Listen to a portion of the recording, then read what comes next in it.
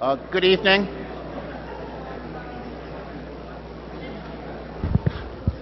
My name's David Spergel. I'm a professor in the Department of Astrophysics and a member of the Committee on Public Lectures. And I'd like to welcome you to the first of two Lewis Clark Venuxum lectures. This is one of our prestigious lecture series, so you get to hear two introductions. You'll get to hear, it's just the introduction. You'll get to hear two introductions. So first you get to hear me introduce the lecture series, and then Dima will introduce the speaker. So this lecture series was founded in 1912 with a bequest of $25,000 from the will of Lewis Clark Venuxum with a class of 1879. By direction of the executors, at least half the income of the foundation is used for a series of public lectures before the university annually on subjects of scientific interest. Previous lectures have included Edwin Hubble on the exploration of space from 1931 to 32, Thomas Mann on Goethe Faust in 1938-39, James Conant on the mobilization of American scientists for war, Ralph Ellison on the novel in America, and Carl Sagan on extraterrestrial life. More recent lecturers have included Eric Lander, Lord Robert May, and today's lecturer, Frank Wilczek. So let me now introduce Dima Abanen, a fellow in the Princeton Center for Theoretical Science, who will introduce Frank.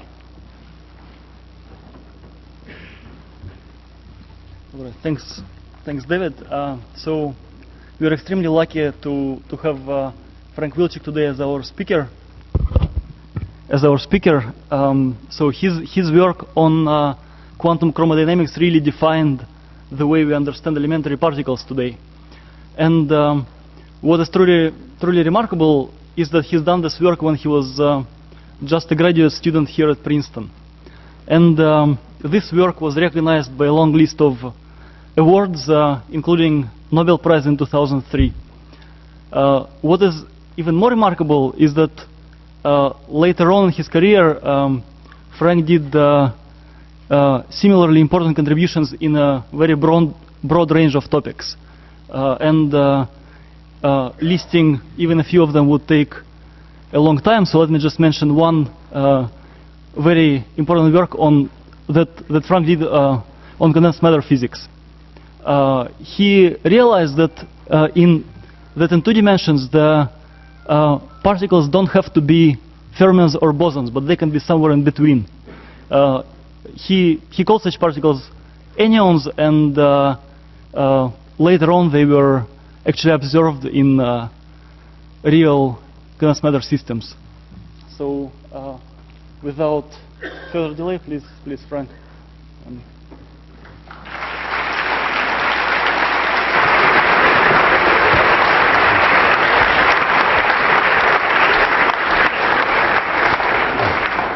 Thank you, David. Thank you, Dima. And thank you for coming on this beautiful night to hear a scientific lecture. It's lovely to be back in Princeton, where I've spent more than half my adult life. Memories all over, friends in the audience. Let's get down to business. So, when scientists talk to the public, very frequently they're talking about the latest developments at the frontiers of science, or else talking about some new technology or some scientific issue that's relevant to public policy. Those are all very important things, and I'm going to do some of that in these two lectures. But I wanted to do something different that I think is much more unusual, but also extremely important. I think it's, and this was the great opportunity to do it, I felt. I think it's important to think of science as part of our culture, as establishing some very fundamental attitudes towards the world and facts about the world that everyone should know, and not only know abstractly, but internalize and think about deeply. Now, if that's going to be the case, we have to focus on a relatively small number of fundamental facts.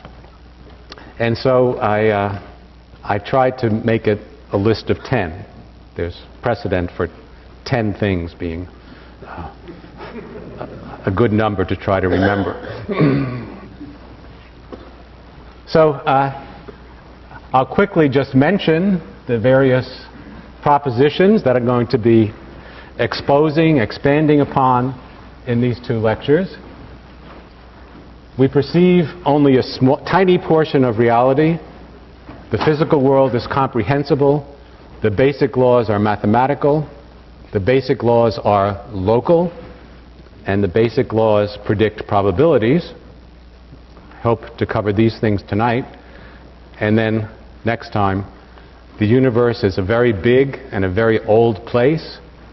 The state of the world, not only the laws, but why it looks the way it does, is broadly comprehensible.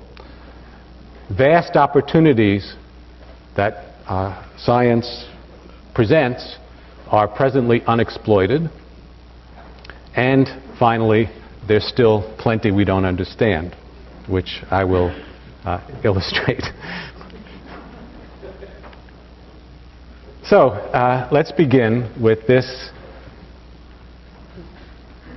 perhaps the deepest lesson of science of all for general culture. We perceive only a tiny portion of reality. There's much more to the world than meets the eye. Or, saying it in a positive way, learning about the scientific world picture and its richness is a mind and experience expanding endeavor. Our primary portal to the outside world is vision. But if you think about it, it's a very limited portal.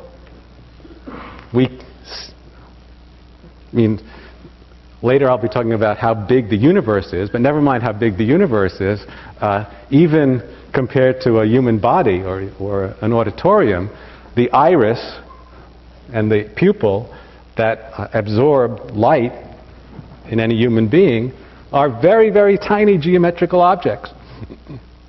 They only capture a very small fraction of the light that's out there.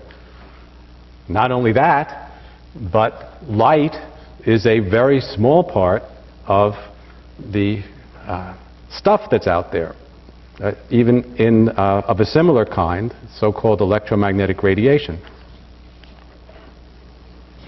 We know that you can have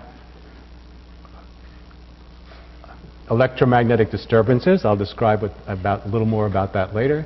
Of all different sizes or wavelengths. Visible light corresponds to this little sliver here. Other parts are radio, infrared, ultraviolet, X-rays, gamma rays, each of which exists and can be sensed and is out there in space. You can hang out an antenna to observe some of these things, or a Geiger counter, or whatever. But our eyes don't see it. We're not aware of it. These limits, the fact that we see only...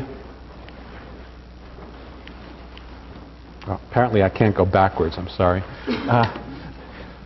These limits... oh, I know how to go backwards. Yeah.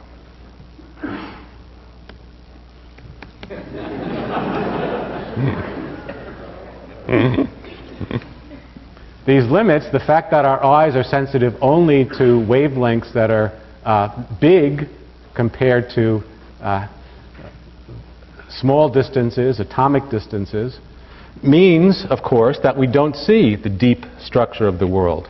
We don't see what's inside the smallest parts of physical reality. We don't see what we now know in physics are where the fundamental interactions occur. We know, for instance, that the basic,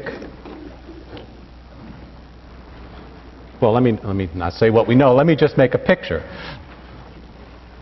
If our eyes were not designed or evolved to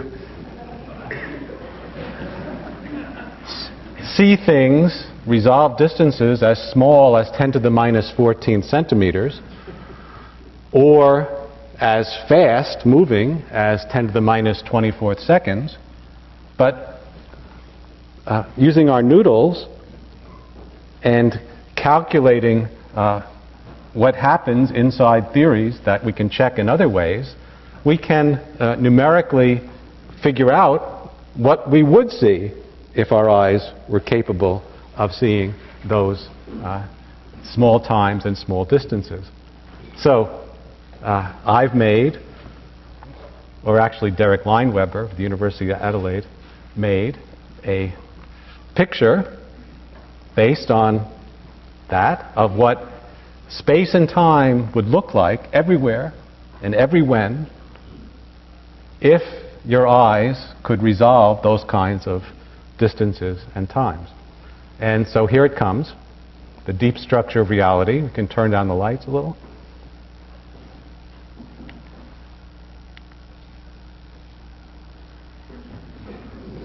It looks like a sort of lava lamp. What you're seeing here are fluctuations in the energy inside the so-called gluon fields that hold our quarks and ultimately our atomic nuclei together, that are responsible for almost the energy in these fluctuations, and the disturbances are responsible for holding our nuclei together, for giving us our weight, and we're blissfully unaware of it. If our eyes were better and we could see that this was the underlying structure of the world, I dare say philosophy would look quite different. The idea of stable objects and that the world had a kind of permanence would be something you'd have to earn, or that would be very unintuitive.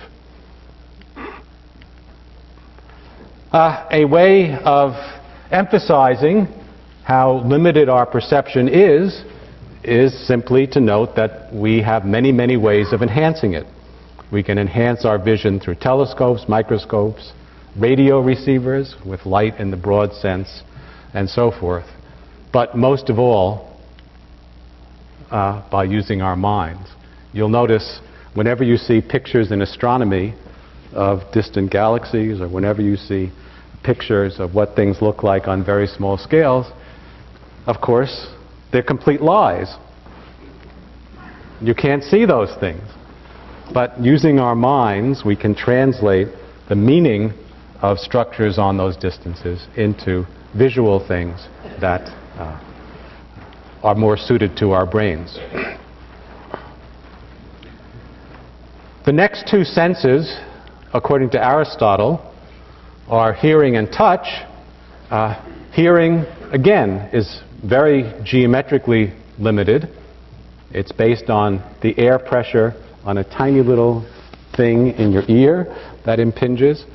Touch is complicated. It's not one sense, but what it is, it's a reading of the pressure and temperature field at the surface of your body, and a little bit about flow patterns from a modern point of view. And these are subject to extreme geometric limits. They don't extend very much beyond the surface of our skin. They don't cover the spectrum of the very high frequencies. People who get older know this, that they can't hear anymore the piccolos. But and dog whistles, dogs can hear things that we don't, and so forth.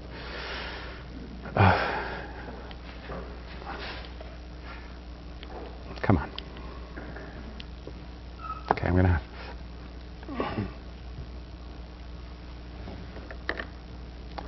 Aristotle's other senses are smell and taste. We now know that these are very complex things. They're not one sense. They're not one thing that's being sampled. But again, they are very limited in spatial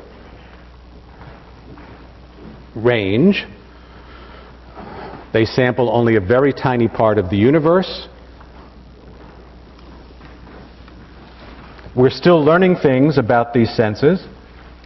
And in some sense, they're very rich senses, whereas the eye samples 3 different color patterns. It has 3 different kinds of proteins that respond to light of different frequency, and taste involves 29 different identifiable receptors.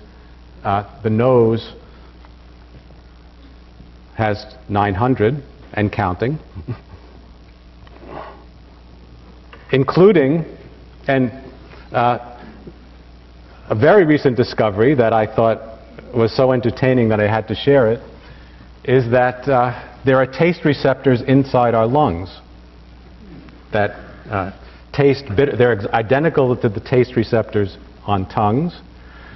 They are sensitive to bitter and warn you if you're breathing noxious gases.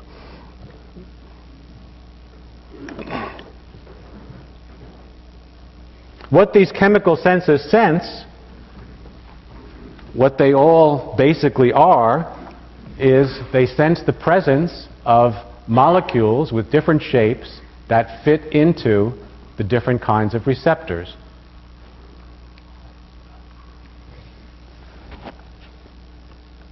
So they're little chemistry laboratories that look for molecules of certain sizes and shapes and tell us if those things are impinging on our nasal membranes or on our tongues or in our lungs a little bit.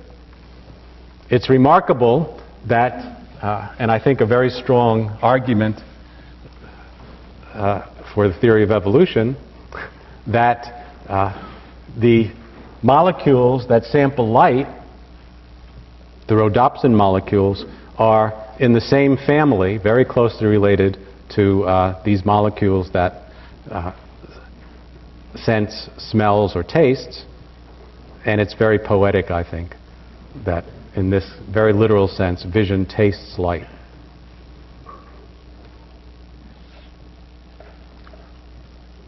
We can enhance, and again, the limitation of this sense is obvious from the fact that we can enhance it vastly. There are many, many things you can do in a chemistry laboratory that you can't do in with your nose or your tongue. Also, there are animals that have sharper senses than we do, especially for taste and smell. Aristotle left out some senses. We can sense motion in space, accelerations. These are called balance and kinesthesia. These are telling us about our relationship to the ether, how fast we're moving relative to, accelerating relative to background space and time. We can also sense the passage of time, which is another property that's in the ether. We have internal clocks, the circadian rhythms. We can also, I think a quite remarkable thing, keep the beat, set a time, and keep the beat to a certain extent, some of us better than others, in music. Altogether, summarizing this, I think what's clear is that our senses are very selective, very limited in all cases.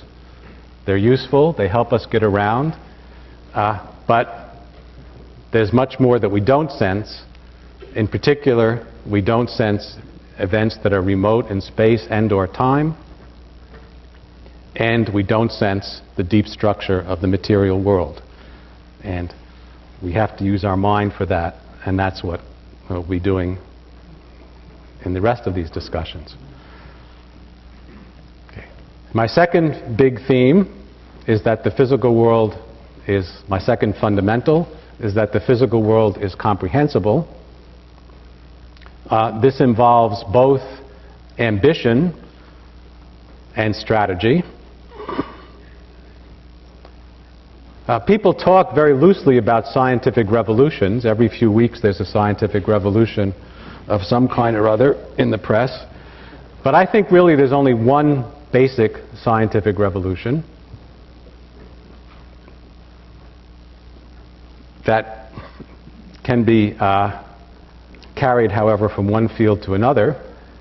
And it involves moving from what comes naturally to humans in explaining how the world works, metaphors, stories, and rules of thumb, to sharp, testable propositions.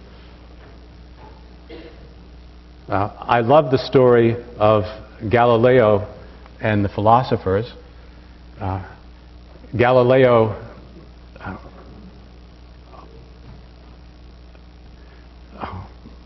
was on a faculty at Pisa where he was not regarded as one of the star professors.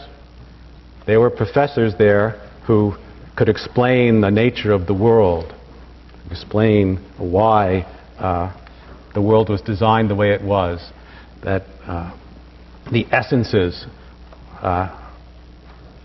were the way they were. And they were very grand explanations of the biggest and best things in the universe. Whereas Galileo, what was he doing? Well, he was rolling balls down inclined planes and seeing how fast they moved and trying to get accurate account of this seemingly minuscule phenomenon. But we know that because Galileo held himself to a high standard of what it meant to understand something, that was knowledge, however humble, that you could build on, and that's, of course, led to great things, whereas vague thinking about big questions generally doesn't lead to progress. The philosopher Karl Popper demanded that propositions in science be falsifiable, that you could tell that they were sharp propositions by the fact that you could devise experiments that might prove them false. I think that's too narrow, and I'll come to this in impressive examples later. I think we also have to allow truthifiable statements, statements that are so beautiful, so compelling, that we want them to be true, and instead of looking for ways to prove them false, we look for ways that they might be right, and if they don't seem to be right, we keep looking and changing the idea slightly.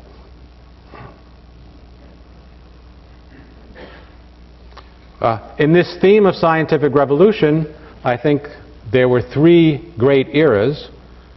The first, the ancient Greeks, who made sharp assertions about measuring and geometry.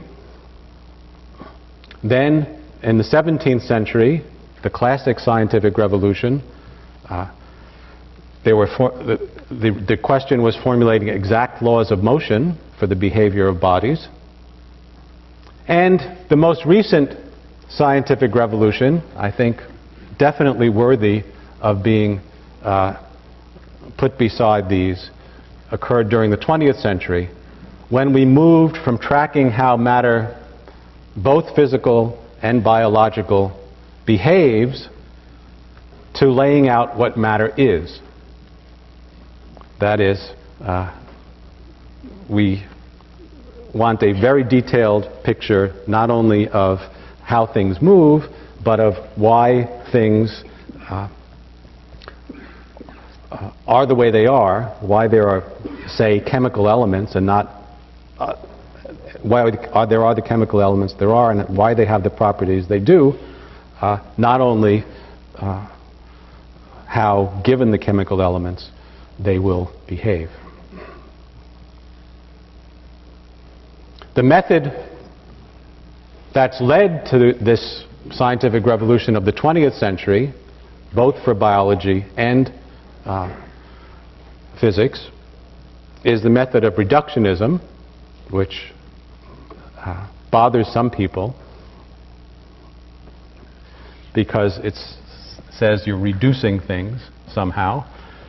But I prefer the term analysis and synthesis. What it means is you try to understand things by understanding their component parts very accurately. It didn't have to be that way, but we do find that the smallest objects obey simpler laws than bigger objects, and then we build up our description of bigger objects from those.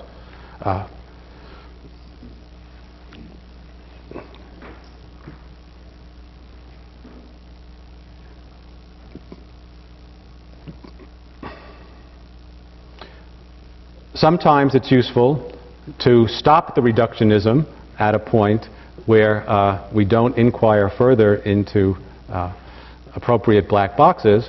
This is called emergence. But emergence really is just multi-tiered reductionism. It's reductionism that stops at a certain point and builds up. You can stop wherever you want to, but all these tiers should be consistent, and one should lead into another. And here's Newton's classic formulation of what reductionism is. Now, it didn't have to work that way. And a lot of people don't like reductionism, as I said. I think it's more because of the word than because of the thing. But the fact that it does work, and it didn't have to, is very profound. It relies on certain facts about the physical world. First of all, its success, or the degree of its success, relies very importantly on the fact that the laws are uniform in space and time. We find the same physical laws work here as work in distant galaxies. We can see that the spectra of stars in distant galaxies is the same as ones here, and it's the same as emitted by elements here in terrestrial laboratories. The laws of motion appear to be the same, and so forth. The laws are local. I'll say more about that. That's also vital, so that you can analyze little bits at a time without having to worry about solving the whole world all at once.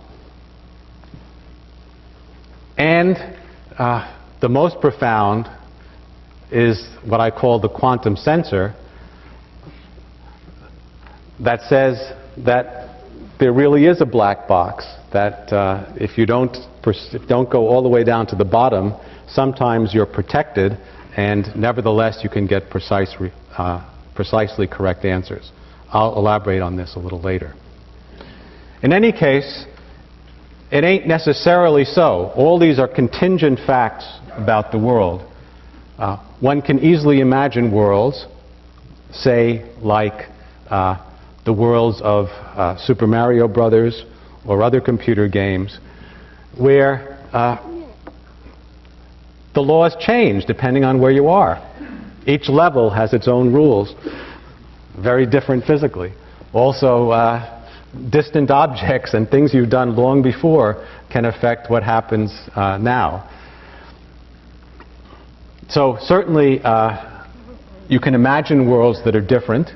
You can imagine, and that comes naturally to people. It was a very big struggle to think that the space is uniform and the laws don't change with time. That's definitely not what you find in creation myths and the Bible and so forth. So it didn't have to work. The fact that it does work is extraordinarily profound.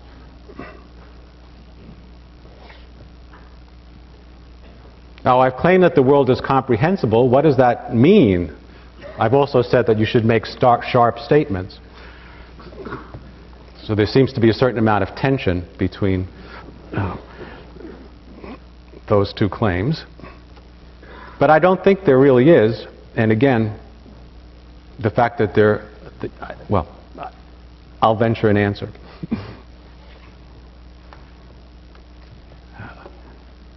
Five languages, at least, are of very different character are important in describing the world and are widely used. First of all, there's the world of experience, which is our brain somehow translating sensory impressions and interpreting them to creating a world that we call everyday reality. Presumably, this is reflecting at a deeper level some neural code, but it's the world as experienced. I don't think I have to explain what that means. Ordinary language is the way we can convey our ideas about the world of experience to each other. Ordinary mathematics is the language of science that we use to describe the world of that we jointly experience and its regularities. And ultimately, when we talk to computers and try to tell them about all this stuff, we have to translate everything into a kind of extraordinary mathematics, a language of just ones and zeros and rules for manipulating them.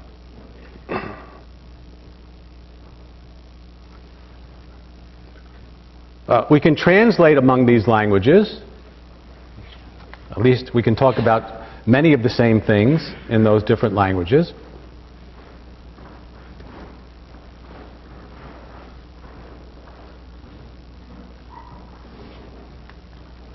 And in particular, we can ask,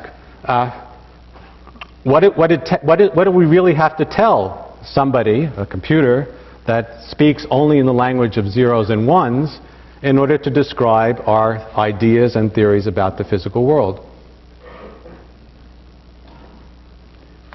And then, in that framework, there's a very clear criterion for what we mean by successful comprehension. That is, we want a short description of what the world is. We want to be able to translate it into a computer program that's not too long. If the computer program is long, that means we're feeding a lot of facts into the world. We're not deducing them, we're not comprehending them, we're not getting a more compact description than is presented on the surface. This is very much related to Ernst Mach's idea of economy of science, or the minimum description length of computer science, and I think captures the essence of what it means to comprehend something. But Einstein said it more colloquially, that theories should be as simple as possible, but no simpler. So we need, of course, not only minimalism, but correctness.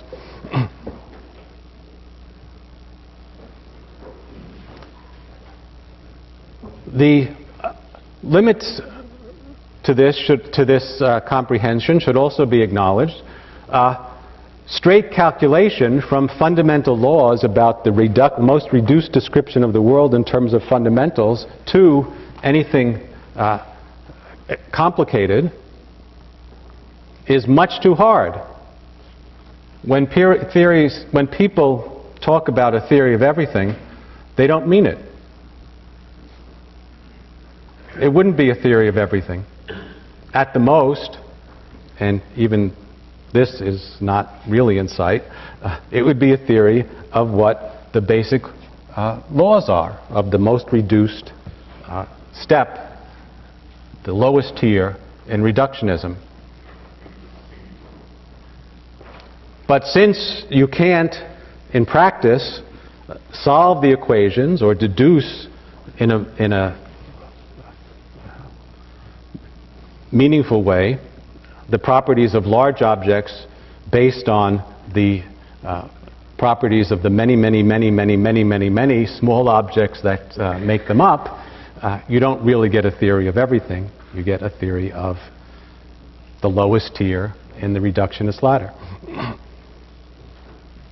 In science and technology, equally important as analysis is synthesis, and there pattern recognition, data, and creativity rule. And finally, something I'll elaborate more on, probability enters deeply into our description of the world for both practical and fundamental reasons. So that's another limitation that science has discovered itself on how comprehensible the world is.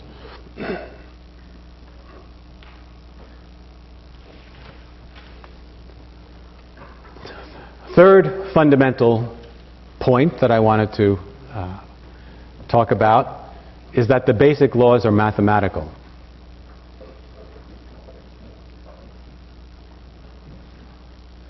A beautiful way of putting this, I think, is that by improving our equations, we expand our world. That is, that the mapping between the mathematical language and the language of physical reality, because we can do things in the mathematical language that we can't do easily in physical reality, expand our control and understanding of the other world. This will be clearer, I think, if I just give some case studies, which are very compelling. They also have resonance with ongoing frontier investigations in science. For instance, we're very much interested in unification of forces, and I'll talk about that quite a bit next time. But it's not the first episode of unification, and the existence of previous episodes of the success of this kind of way of thinking are inspiring and relevant. So in the 19th century, people studied phenomena of electricity and magnetism. At first they seemed to be different things. But then Ørsted made a very famous discovery that an electric current produces magnetic fields, so that there was start to be a relation between these two things. And then Faraday made another dramatic discovery that he started to talk about electricity and magnetism as being due to space-filling fields, ethers, and demonstrated that in the presence of changes in magnetic fields, you would produce electric fields. In any case, Maxwell, in 1861, put together all the laws of electricity and magnetism that Faraday and Ørsted and other people had discovered and tried to reduce them to a coherent mathematical system. And when he did, he found that there was a contradiction. The equations were inconsistent. Well, if we listen to Karl Popper and ask for falsifiable theories, we could celebrate, because it's not only falsifiable but actually false, the existing theory of electricity and magnetism. However, what Maxwell wanted to do was make a true theory, a truthifiable theory. So he looked for ways of incorporating the known laws, changing things a little bit, and making them true. And so he added a unobserved but conceivable effect that would fix these mathematical equations, would fix the inconsistency. What he needed to fix the inconsistency was a sort of complement or dual to Faraday's effect.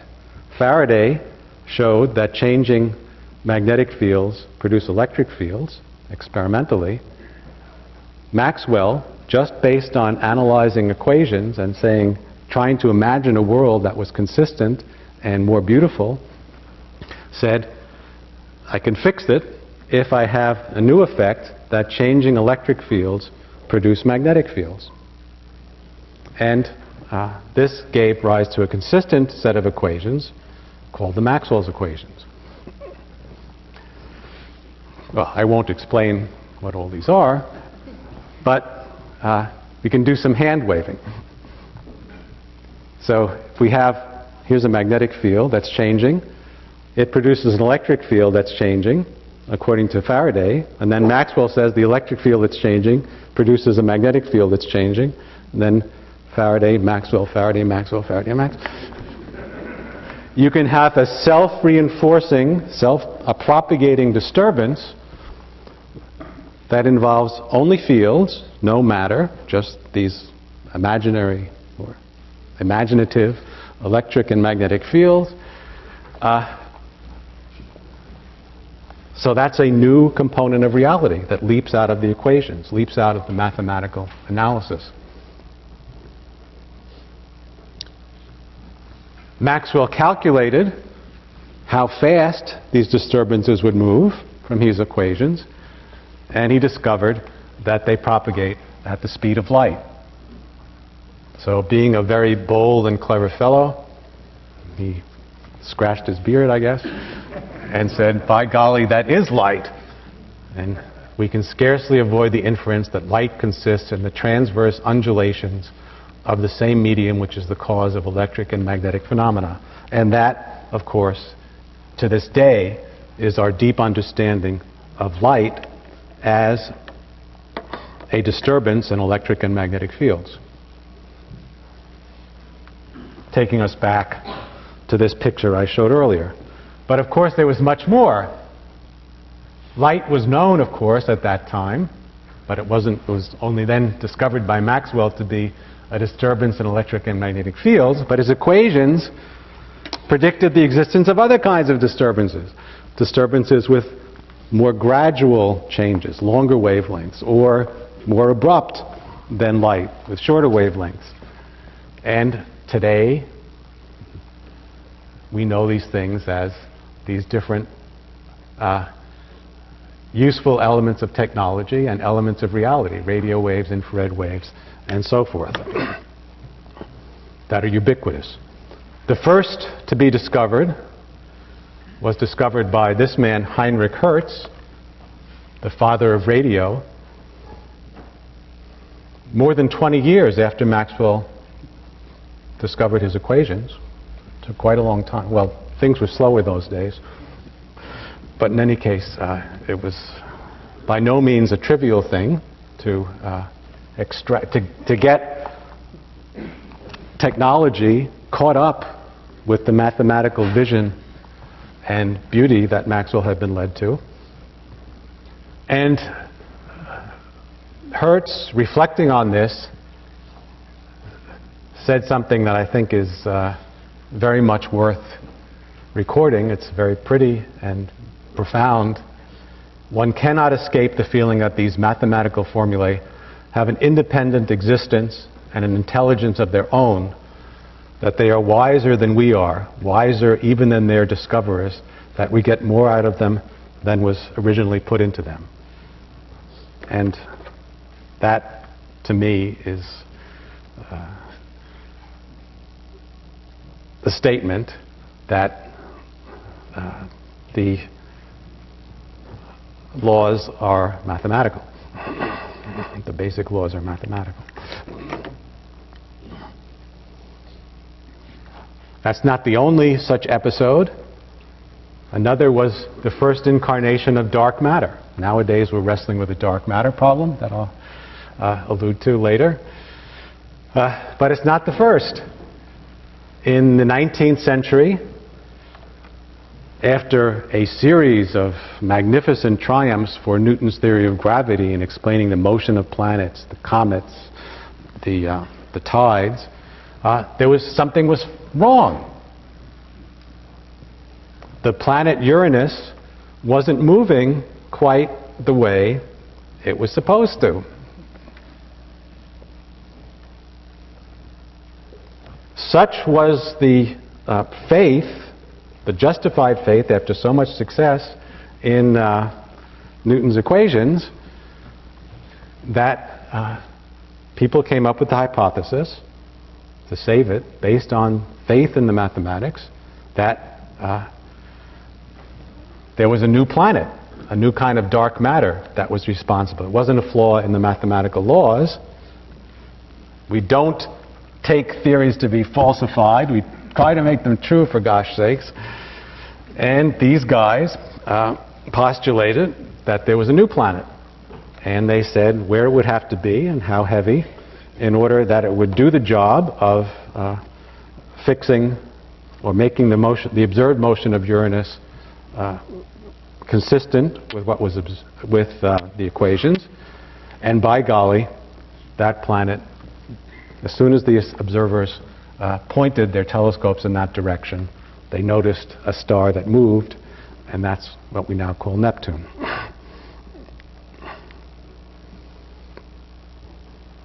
Another episode, it's more recent, in the birth of quantum mechanics, Schrödinger made an equation for the hydrogen atom for how electrons respond to the electric field of a nucleus, a proton in a hydrogen atom. That was extremely successful in accounting for the properties of hydrogen, its spectrum in particular. But his equation was pragmatic. It didn't obey the theory of special relativity. So it wasn't as beautiful as it should be. It wasn't consistent with the other ideas of physics. So Dirac, despite the pragmatic success of Schrödinger's equation, was looking for a better equation that would be consistent with the theory of relativity. He proposed a very beautiful equation that had really remarkable, it's hard to do justice to this in words, but really take my word for it, very remarkable, extremely attractive, gorgeous mathematical properties. This is the Dirac equation.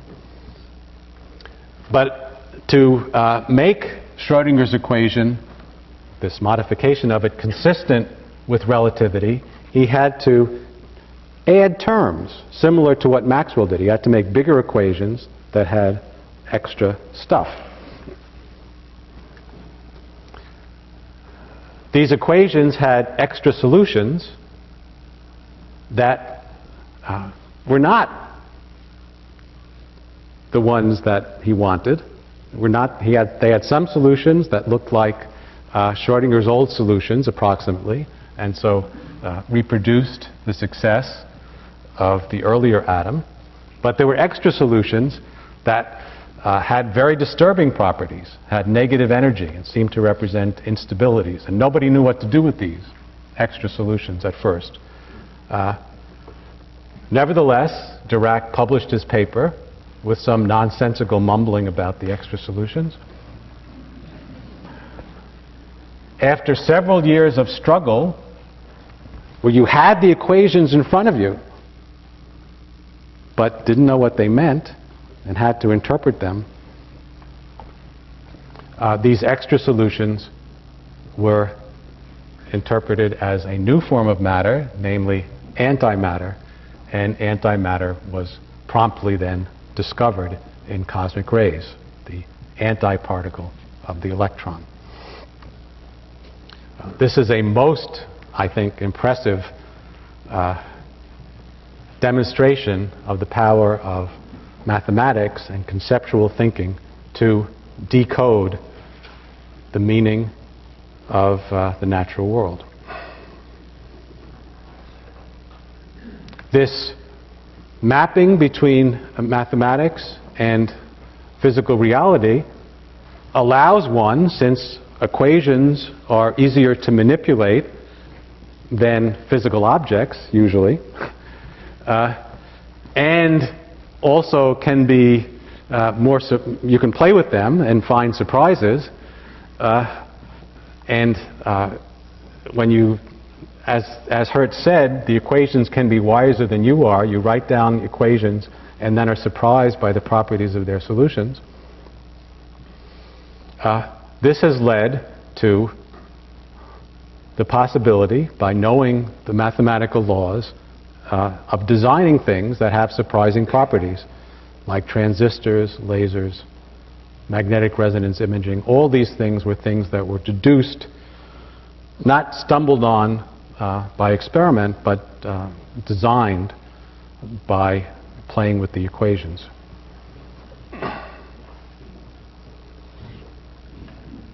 So I hope that convinces you of my third assertion, that the basic laws are mathematical. The fourth fundamental I wanted to talk about is that the basic laws are local. This is both a tremendous simplification and a deep guiding principle. What does it mean? Well, it means that we can ignore the universe. We can do, with very good accuracy, experiments in a laboratory that we don't have to worry about the phase of the moon. We don't have to worry about what's going on so much in the next guy's laboratory. If we take appropriate precautions, which are generally not too severe, we get the same result regardless of what the rest of the world is doing. It's only our local neighborhood that's really relevant. Or another way of putting it is astrology not, or another way of putting it, which I really love, is Sherlock Holmes, a very profound thinker, shocked Dr. Watson in one of their earliest encounters in a study of scarlet by his ignorance of the Copernican theory. And here's what he said when Watson expressed his shock. He said, "What the deuce is it to me," he interrupted impatiently. "You say that we go around the sun. If we went round the moon, it would not make a pennyworth of difference to me or my work." That's because of locality. You don't,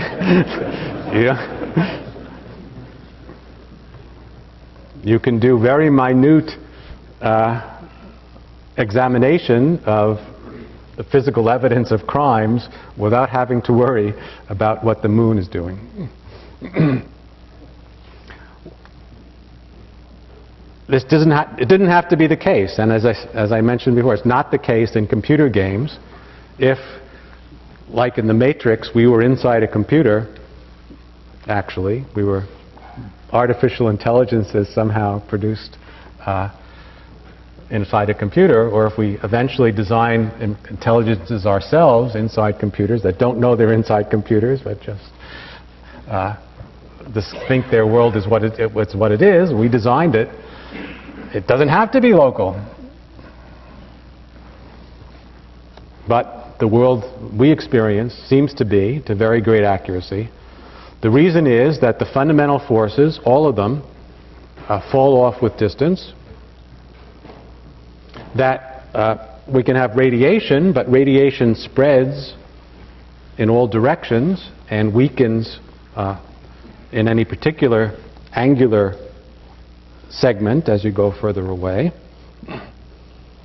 And, of course, there's a cosmic speed limit, the speed of light. Nothing moves faster than that, so really distant objects don't have any influence.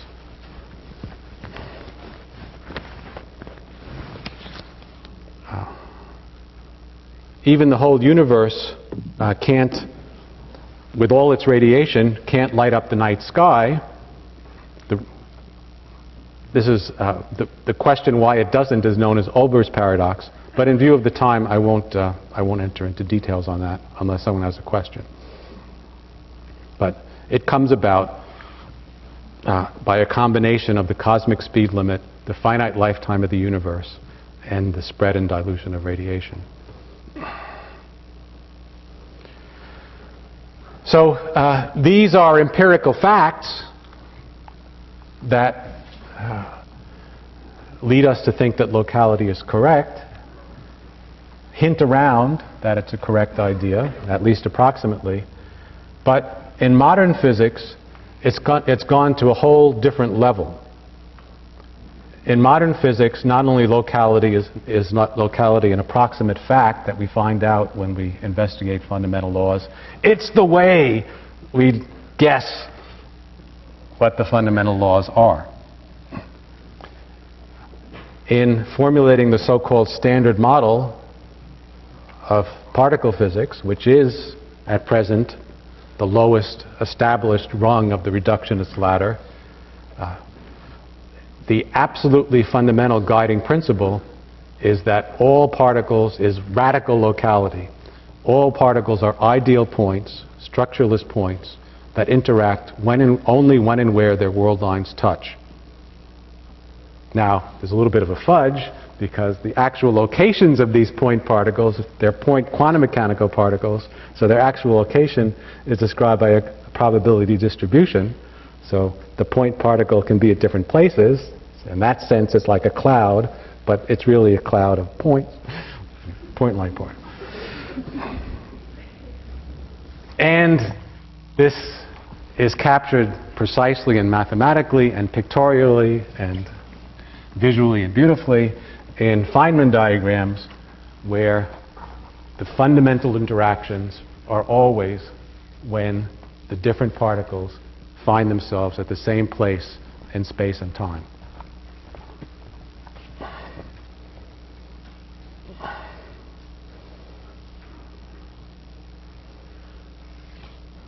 Okay, again, because I don't want to abuse your patience, let me just say, in some popular literature and even movies, quantum entanglement is said to lead to non-local effects. It ain't so. Also, the confinement of quarks leads to forces that grow with distance. You might think that's a challenge to locality. It's not. And if you're worried about these things, I'll be happy to talk with you about them later.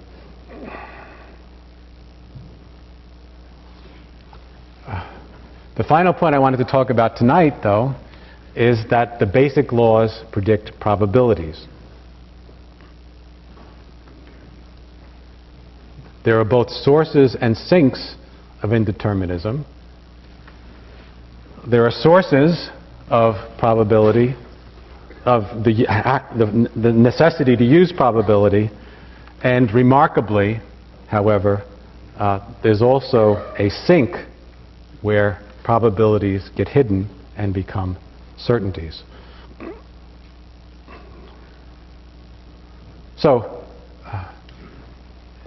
in the ideal of comprehension, we should aim at economy, accuracy, but also completeness. And so we should aspire to equations that give us a definitive and therefore complete description of the physical world. Why then do we often stop at probabilities?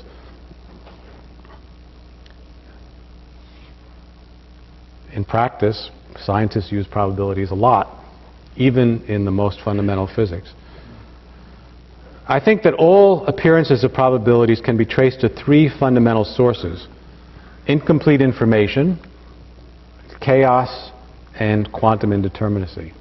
So let me say a few words about each of those. Incomplete information is in some ways the simplest and most straightforward. If you want to discuss the properties of a macroscopic body that may contain billions and billions and billions and billions, or billions times billions of atoms,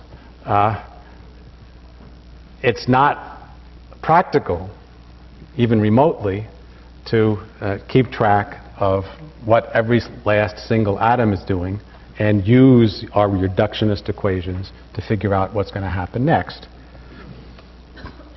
You have to look for things that don't rely on that, and that will bring in probabilities. Or when you talk about people who may have different properties that you can't completely know, you have to sort of take average or expectations of what they might do.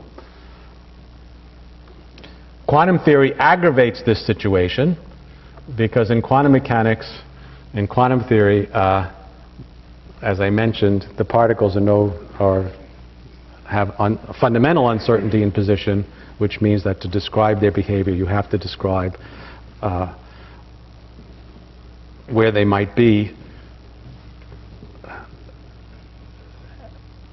as opposed to where they are. And so there are many more possibilities for where they might be, that it's an even bigger mess.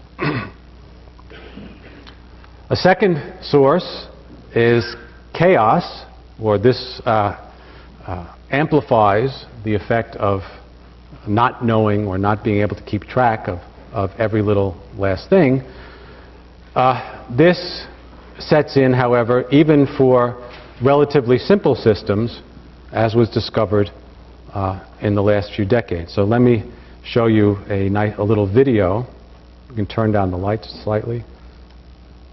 This is a pendulum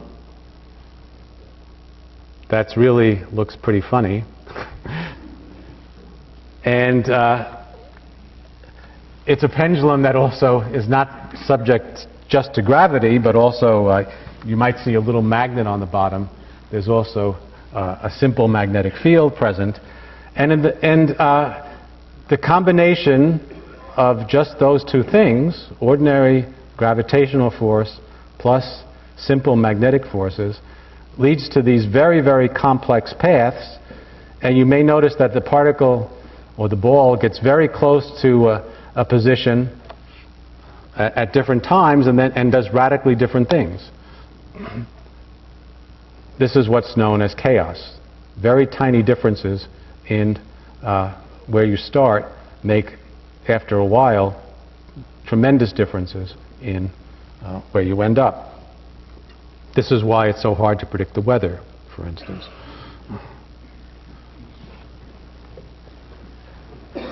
Now, those are sources of uncertainty. In quantum mechanics, it's much worse, in a sense. It's not just a practical matter that we don't know enough or that we can't solve the equations accurately enough, or we don't. It's that the primary description of the world involves not description of reality directly, but something called a wave function. And a wave function generally describes many possible alternative realities that one might observe if one actually observes. But if you don't observe, the wave function contains everything you might observe and doesn't describe a definite world. If someone or something observes, they find just one reality realized. Reality realized, I like that.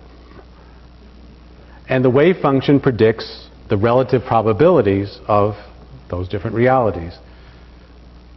The famous classic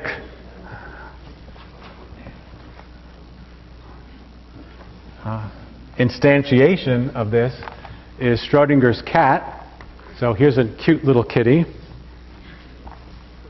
together with a radioactive substance, a Geiger counter, and here's a little vial of poison.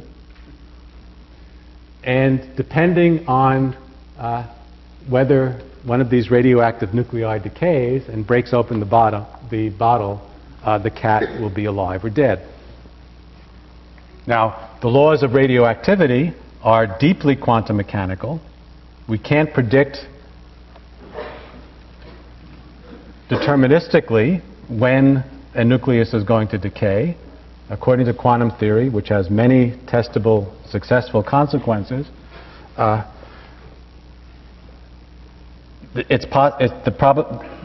decays of the nucleus at different time are all present in the wave function. They just occur with different probabilities. And so if you let things go for a while, but don't look, so you don't observe, there's a wave function which contains both an alive cat and a dead cat with substantial probability. And Schrödinger's paradox was, okay, what does the cat think of this? Didn't have to be a cat, of course. It could have been Schrödinger. It could have been... what would be the state of consciousness? What would be something in experience that corresponds to this hovering between life and death? And, of course, there isn't any. And this is why Schrödinger, even though he was one of the inventors of quantum mechanics, never really accepted it.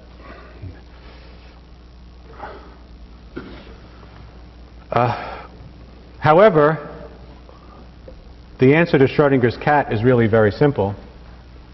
Is that, okay, you put this guy in a box, you first observe the cat when you open the box, but the air molecules around, and they have to be air molecules to keep the cat alive in the first place, right? The air molecules around and the environment here of the cat observes anyway, can definitely tell as soon as the cat keels over that it has keeled over. And so an observation is made, not by anybody, but by something, and these two different possibilities, only one is realized. So what's an observation? Well, to make that precise, we would have to talk about wave functions and the orthogonality and their degree of overlap. Basically, an observation is something that disturbs the observing system enough so that its different possible outcomes, depending on whether the cat is alive or dead, have negligible overlap in the wave functions. Okay. Well, I could, yeah. It's a subtle notion that's still under debate somewhat, but the basic idea is you observe it. If it makes a difference, if it makes a difference to your own life, even if you're an atom, if it makes a significant difference to your own life, you've observed it. So if an atom gets brushed aside as the cat falls down, it has observed the death of the cat. Okay. Okay, so in this world of uncertainty and indeterminacy, to talk sensibly and again recover as much as we can of a definite description of the world, we need to find sure things. And much of the art of science is finding sure things from plucking sure things from these uncertain things and only approximately known things. In doing that, the important ingredients are that fundamentally there are some conserved quantities, energy, momentum, angular momentum, and approximately conserved quantities like the relative abundance of different elements in chemical reactions that, because they persist in time, are things that you can track and are not subject to the vagaries of chaos. If you take averages over many, many things, the law of large numbers comes in, and as everyone who's thought about life insurance realizes, although the lifetime of any one individual is uncertain, if you take averages, you can make money selling insurance.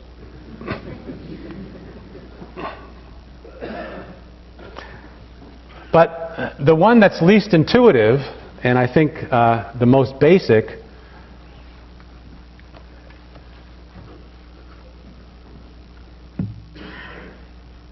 is the existence of energy minimizing structures. when you go down to, when there's only a small amount of energy available, the quantum sensor starts to work. Let me explain this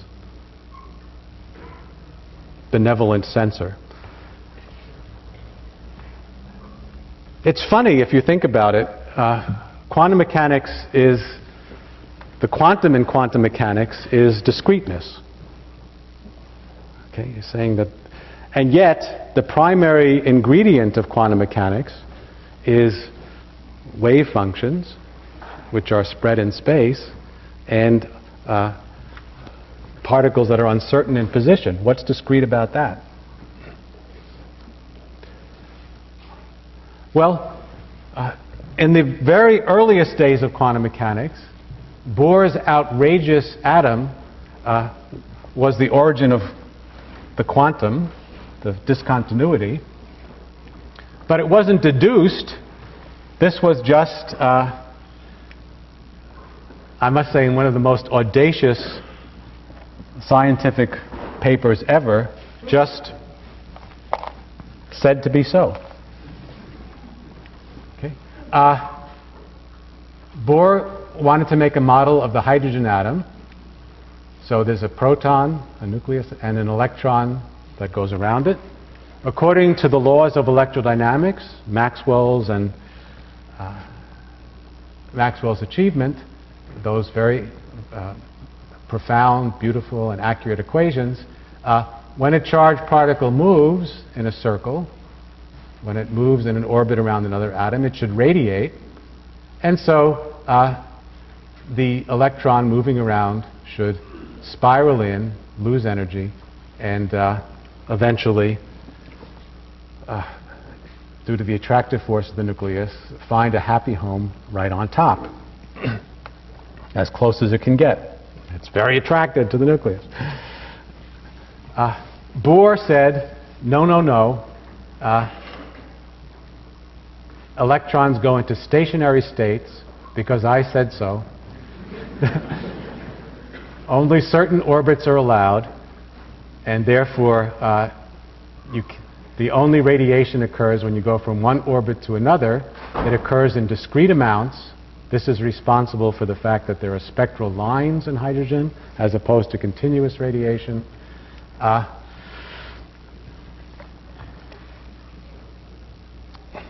People were outraged by this, or puzzled, I guess is the right. But Bohr gave rules for what orbits are allowed and for the energy changes in these transitions, which agreed with experiment, which did predict quantitatively, at least roughly, what those spectral lines were. So, like it or not, well, first of all, like it or not, hydrogen atoms are stable. Atoms don't collapse to the center. And like it or not, Bohr's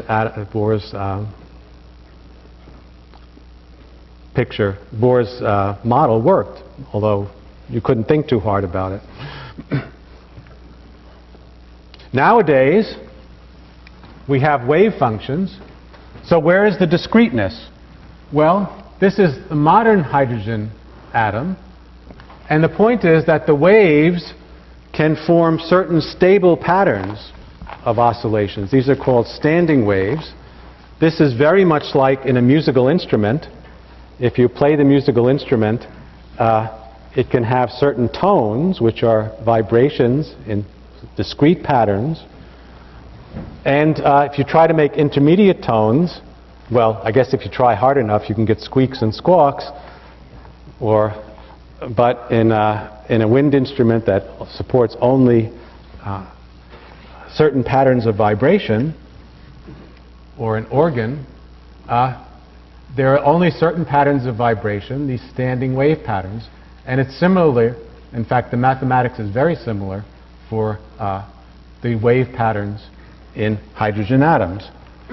So that's the way that discreteness emerges in quantum mechanics, as discrete kinds of wave patterns, standing waves or musical notes or tones in the atomic world. That means if a hydrogen atom, or generally any quantum mechanical object, is in its lowest state of energy, if the wave pattern is the one that has the smallest amount of energy, it can't radiate in any way consistent with conservation of energy. Not only that, but if you disturb it, if you tweak it by an amount that doesn't give it sufficient energy to get to the next discrete level, it doesn't change at all. The wave pattern can change by a little bit, so it doesn't change at all. If you think about it, that's now gotten away from any kind of probability. Now we have absolutely unique behavior. That's how, and that's what I call the quantum sensor. If there's a gap in energy between the lowest energy state, the one pattern, and all others, then the object involved, the hydrogen atom at low energies, or any other object, a nucleus that's described like quantum mechanics, will look like a unique object. That's why chemical elements in different places at different times all behave the same, all atoms have the same properties. It's also why chemists don't worry about quarks and gluons, even though the substances that they deal with are made out of quarks and gluons. The point is that the quarks and gluons organize themselves into a wave pattern that's very stable, and to disturb it at all, you have to supply a lot of energy. Chemists never supply enough energy, and so they might as well not worry. You might as well not have that structure because it's always latent. The substructure can't be excited. That's also why those of us who work on high energy physics sometimes have to think about whether we're doing anything practical at all, because we're worried about latent structure that's very, very hard to bring out. To bring it out, you have to do things like build the Large Hadron Collider. Otherwise, the quantum sensor says if you can't change things by a lot, you can't change them at all. Okay. I hope I've convinced you or illustrated 5 profound, fundamental aspects of the scientific worldview and told you some interesting facts along the way. And tomorrow we'll go further. Thank you.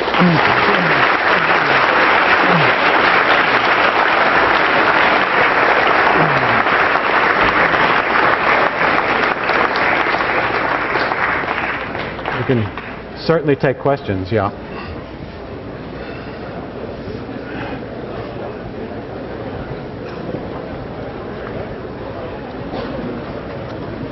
Do people want some questions?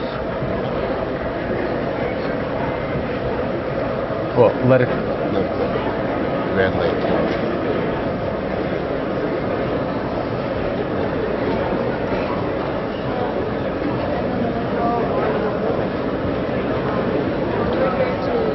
Okay, you have a question? Okay, well, let's let people settle down. Please settle down, and then we'll have some questions. Why don't you circulate? And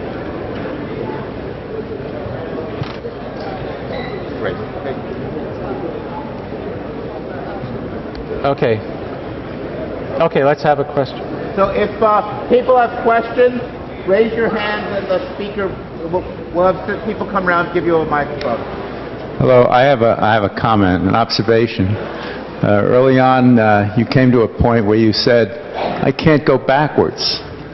And I thought to myself, the limitation of the dimension of time would be one of the things that might limit us in our way of understanding the world. Yes, it's a striking fact about our present understanding that the laws, well, that time is, the flow of time is very hard to change. People it's very easy in your mind to think about time machines or time travel or reversing time. Wouldn't that be nice?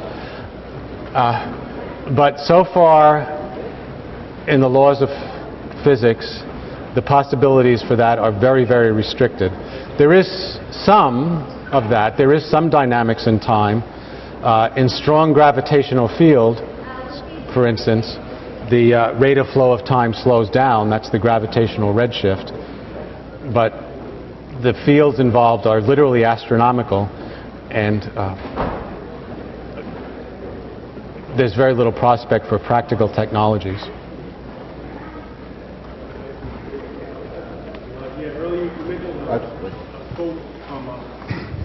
Earlier you mentioned a quote from Hertz, and he talked about math and how we might find something in there a lot more than necessarily what we put into it. And then later on you talked about the equations by Bohr, Dirac, and Schrödinger. Yes. So we had those three equations available to us. Yes. And it was a matter of choosing, which one we wanted. So I guess my question is, in how much are we being drawn towards some objective truth that's captured in mathematics as opposed to creating the truth by choosing which one we want to utilize? Okay, so let me try to repeat and interpret the question. As I mentioned, we've had historically three important equations and models that go with them for the hydrogen atom. We had Bohr's original model, then we had Schrödinger's equation and the model built on that, and then Dirac's equation and the model built on that. And if I were being more exact, I would say that even nowadays we also use corrected versions of Dirac's equations that involve Feynman diagrams and quantum field theory and so forth. So your question is, well, how can you have all these equations? Or isn't it a matter of choice which one you use? And the point is that, and I think this goes back to this fundamental issue of what the scientific revolution is. The scientific revolution is that we demand, or we strive for, absolute consistency and absolute accuracy. So Bohr's model was inconsistent with the basic laws of electrodynamics as then known, and for that matter as presently known. So he just ignored all that, in a stroke of genius said, never mind, let's truthify ideas about applying the rules of quantum theory to the hydrogen atom to get something we can test and something definite that we could make progress with. Then Schrödinger wanted to get an equation that was easy to solve, so he made an approximation that simplified things. Dirac and was good in, he checked it against the experiments and it was pretty good. Dirac was driven by the theoretical, but Schrödinger's equation was not consistent either. It was not as inconsistent, but was not consistent with the special theory of relativity, which Dirac insisted on getting that into the picture. He came up with a more complicated equation.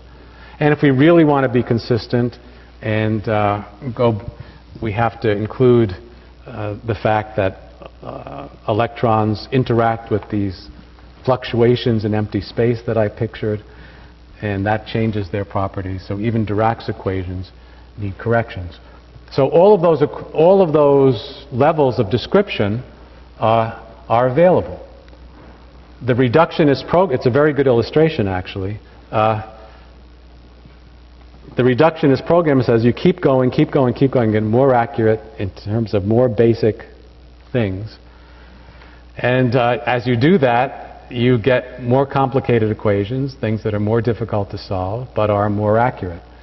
Now, the old equations retain their value as things that are easy to work with. So you can work at that level of description, but it's not ultimately consistent, and so it's important also to have the next lower tier available, or we're not satisfied unless we can also move down the ladder as well as up. However, if we want to do chemistry, we might be very happy to work with the equations that are pretty good, pretty accurate, with Schrodinger's equation, because it's much easier to use in complicated situations. If we tried to use Dirac's equations, we wouldn't get anywhere. A simpler example of this is, or maybe a more familiar one, is the general theory of relativity. Today is the most accurate, consistent, gorgeous theory of gravity we have. That's Einstein's theory. But if we want to design space missions, or if we want to calculate the motions of planets or comets, we still use Newton's equations, which are not consistent with special relativity, are known not to be completely accurate, but are much easier to use. Yeah. Can you explain why spooky action at a distance or entanglement does not violate locality? Yeah, well, we could have a long private discussion, but the essence of the matter is, okay, the spooky action at a distance has to do with the fact that if you produce two particles, if you can have two particles that are far away from each other, photons or electrons or something, that if they're correlated in the right way, if they're in certain quantum mechanical states, what you do to one over here affects in a subtle way the measurements that you could make on the other particle over here. Now, there's another kind of experiment you could do, which is you can take, suppose you had a drawer full of socks of different colors, but even better, suppose you had a box that contained a pair of shoes, okay, and somebody, without showing you, sneaks off with one of the shoes, goes far, far, far away, and then measures whether he's got a left shoe or a right shoe. From that measurement, he affects whether the shoe that you have in your box is a right shoe or a left shoe, because it's got to be the opposite one. Now, it's not quite that straightforward, but whenever you produce these entangled pairs that are in quantum mechanics, there was an original event where they were at the same place at the same time, and then they were transported apart. So the correlations were set in the distant past by local interactions, which were then, at leisure, stretched out. But the interaction itself, which set up the situation, just like setting up the pair of shoes, was a local interaction. I think I have the microphone over here. Sometimes when I hear physicists speak about particles, I experience them to be speaking about things between that which I experience to be solid.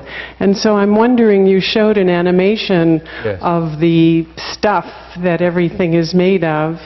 Where is humans and where is the natural world and all that I experience to be physical in that animation? Well, that's you. That's you, your insides. That's a little too glib. Okay, what I showed you in that animation is the fluctuations in the so-called gluon field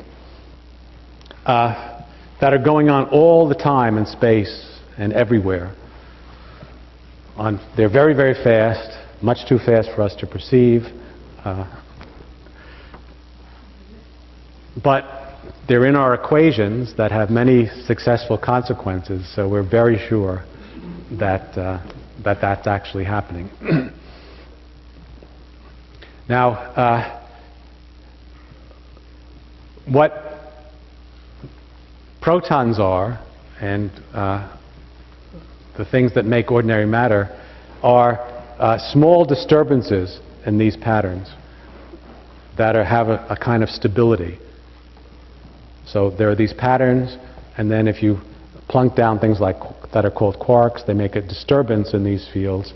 And if you saw an animation of what those fluctuations look like in the presence of quarks, you wouldn't be able to tell by eyeball that it was different. But there are small differences, and that difference is a stable pattern that holds the quarks together to make the lowest kind of standing wave that's stable, as using the quantum sensor ideas that I talked about. That's what we call a proton. And it's the quantum sensor that I think, the quantum sensor is the answer to your question. It's when you have these fluctuating patterns that have a uniqueness to them, if you think about it, a pattern that's fluctuating but unique, that doesn't change when you respond, is a unit, is a unique kind of stable unit. So that's what we mean by a particle. It's a unique disturbance that has a kind of integrity to it. You can't change it by a little bit. If you try to change it, give it a little nudge, it holds together as a stable particle. That's what we mean by a particle, a stable pattern. So particles are really patterns, I guess is the way to say it. So then is all this solidity fluctuating patterns? Yes. Okay. Well, they're patterns that fluctuate in unique ways. Okay, that's... The uniqueness comes as a sort of dynamic uniqueness. Yeah. Yeah. Mike. Well, one and then the other. Sure. Can I go on? Okay, I'm sorry. This is a layman question. I'm sorry. This is that's what we're here for. I apologize for the level of generality of this question. My work is in aesthetics. I think my question is very simple. Would you, having said what you said, would you now say that the scientific worldview that you have presented to us is basically a realistic one, in the sense that scientists believe that there is something that you could call the language that nature speaks to us, and that human beings do not do not create descriptions by using metaphors, but decode but simply try to translate that language that pre-exists our descriptions. My question comes from what I detected as a slight tension in your presentation earlier. You excluded metaphors from the proper... You excluded metaphors from the proper scientific description earlier on when you talked about the basic scientific revolution, whereas a lot of the stuff that you've been telling us about seems as if it was, bringing things together that have not been brought together before, which is the Aristotelian definition of the metaphor. So back to my basic question, is the world, is the scientific worldview today basically realistic? Is there a language of nature that we do decode independent of our descriptions, waiting for us to read it correctly or not? Or do we create things?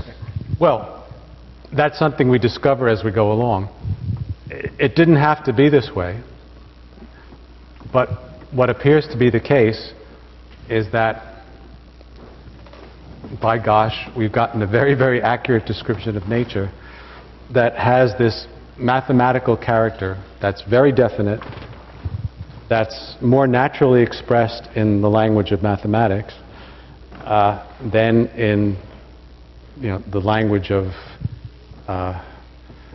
agents or morals or anything like that. Now, I didn't mean to rule out metaphors. We use metaphors all the time. We need them to think as a tool to think about things. But the scientific revolution, I think, is really a revolution in ambition, that we ask our metaphors to really hold up.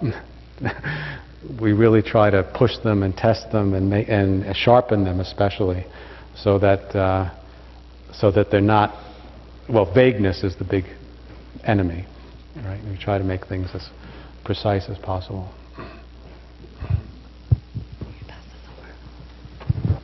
I'd like to throw out a challenge. Okay. I'd like to pose a challenge to your claim about locality and ask you to respond. If you have one set of laws that seem to describe the quantum world, and another set of laws that seem to describe what you might call the Einstein world, the very large, very fast world, and no one's been able to unify them so far yet. Oh no, we do. And no one's been able to unify them so far yet. Is it possible that there are two realities? That there are two realities, and therefore that your locality point is wrong? I refuse to accept the premise. No, absolutely not. We do. I mean, Dirac's great achievement was, in fact, to unify the Einstein special theory of relativity with quantum mechanics in a consistent equation. What we did for the theory of quarks and gluons is to make a consistent, what's called a quantum field theory, that's consistent with both quantum mechanics and rigorously consistent with special relativity, even beyond the level that Dirac asked for. Dirac didn't really take into account the fluctuations. And so, yeah, no, I mean, I absolutely deny the premise that we don't unify the relativistic world and the quantum world. It's very difficult, and in fact, maybe that's the positive way of saying it. It's really, really difficult to make those things consistent. Yes, they are based on a priori extremely different concepts. In relativity, space and time are kind of interchangeable. That's too strong, but they mix with each other. But in quantum mechanics, we really need time to have a special status. So time looks very different in setting up quantum mechanics and in setting up relativity. When the way we do it is set up the quantum mechanics as if there's a time, as if there's one time, and then prove at the end of some very complicated hair-raising manipulations that actually we didn't need that. We could have used a different definition of time that mixed it up with space. So Dirac did that for the electrons. People like Feynman and Dyson and Schwinger did it for electrodynamics, and Gross and I did it for quantum chromodynamics. That's really been, that's what drives locality, that's what drives, that's what's driven us to our modern, extremely successful, extremely economical basic laws of physics, is precisely reconciling relativity, which leads to locality, with the principles of quantum theory. Yeah. Yes. It's a good thing that's not easy, actually. It's a good thing that's not easy, because if it was easy, it wouldn't tell us very much, which way to go. But the fact that it's so difficult has kind of led us into a very specific way that turns out to be right. Time is marching on, Good. so we should take one last question. So it was quite some years ago, and it may have been in this same room, that Professor Wigner, in the course of a symposium, was talking about your point number 3, the application of the mathematics, yes, and referred to it in a rather profound fashion as unreasonable. Yes. I wonder how you view that. I've written about that, actually. I don't think we should be satisfied with things being unreasonable. If things seem to be unreasonable, that means we haven't understood the reasons.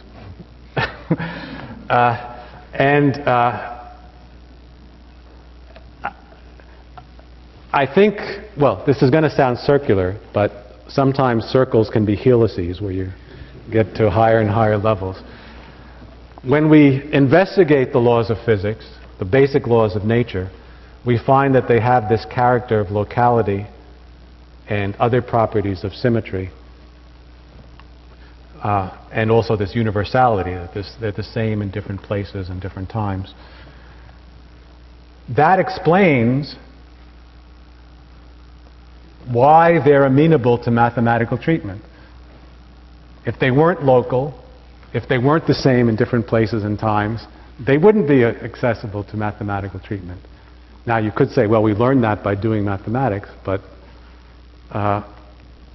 it didn't have to be that way. So it's really the specific properties of the laws that lead to the success of mathematics. If you wanted to apply mathematics to understanding, say, the physics of Super Mario, with all its different levels and arbitrariness, you wouldn't get very far. You wouldn't find unreasonable success. Okay? You would wind up reproducing the complicated programs that underlie Super Mario or something.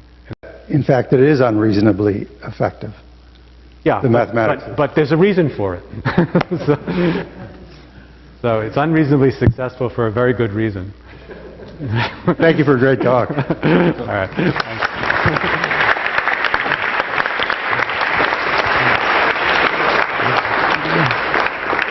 Let me just remind everyone that the story continues here, same room, 4:30 tomorrow.